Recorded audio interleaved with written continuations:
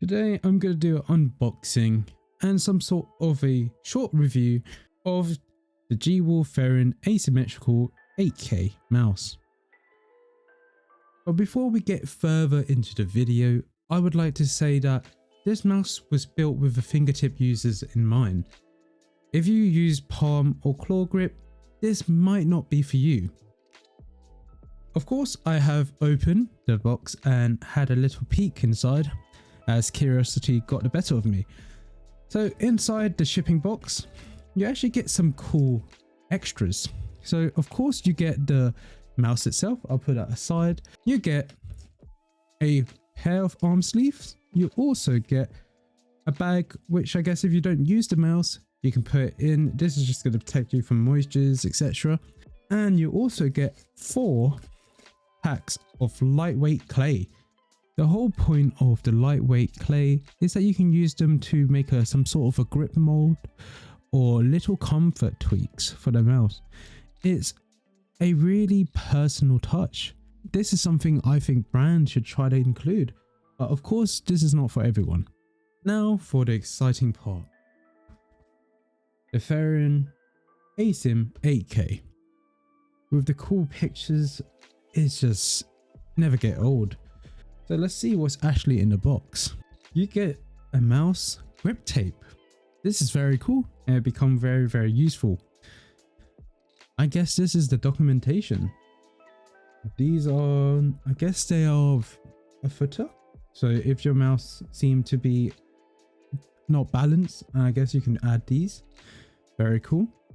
So this is your battery replacement. So if you replace your battery, you use this to stick your battery on. So you get 3 dustproof stickers. Very cool. And this is your dot skates and full skates. And of course you get the documentation of the Fenris Asym 8K wireless edition.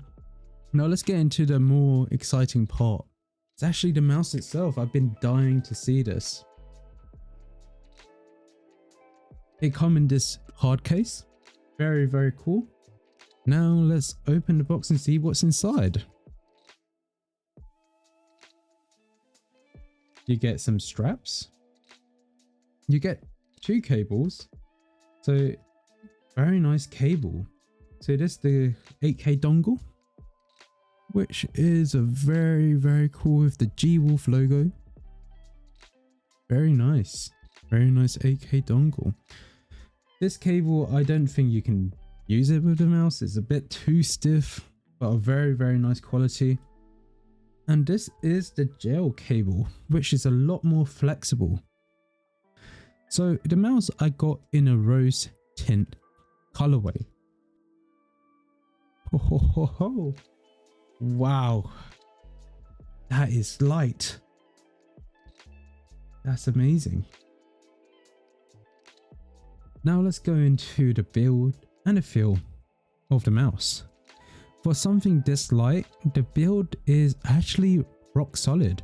I'm squeezing the sides and it's not budging. There's no flex, no creaks, just a well-built shell. The clicks actually feel extremely crispy. The side button is easy to hit. But despite my thumb is there, it's just resting and it's easy to hit. The scroll wheel got that perfect kind of smooth scroll feel. The asymmetrical shape makes it flow naturally under your fingertips. To be honest, it's just so simple to hold it. You just find the perfect grip for the mouse. Now let's talk about the value. The black and the white version go for $159, while the special colorway, like the rose tint that I got here, goes for $169. That kind of sound pricey, but for what you get in the package with all the accessory, I think that's worth it. Technically, you're paying for innovation. A 20-gram wireless mouse. The software is my favorite part. G-Wolves went web-based, meaning no install, no background apps, no bloat. Just plug in, open your browser, and your settings are right there. You can tweak everything from DPI, pulling rate, debounce, lift off, sensor angle, and the changes apply instantly. This is how mouse software should be done. So big brands, take notes. Here are my settings. The click debounce is set to A, wheel debounce is set to A, the pulling rate is set to 8000, the lift off is to low, angle snap is off, motion sync is off, the sleep time I set it to 130 seconds, but that is up to you. And I have a sensor angle of 3, but this part I will explain later on in another video. I have the LED state turned off, and I only set the level to 1 since I only use 1 DPI, and that is 1600. Now for the comparison section. Now let's stack it against the other mouse that I have used. Razer Viper V3 Pro. This mouse is extremely comfortable. Better for long session in my personal opinion, but it is heavier.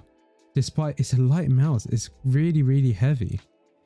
And I tend to swap over to using the Final Mouse 10s edition. This is iconic.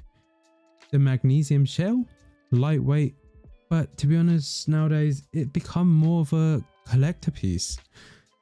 Since I've been using the fingertip style for a long time, I stumbled on this mouse.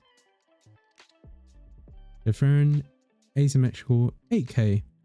This is just pure performance. It's speedy and it feels the control with the mouse pad that I use. So for fingertip players, it's easily one of the best options out there.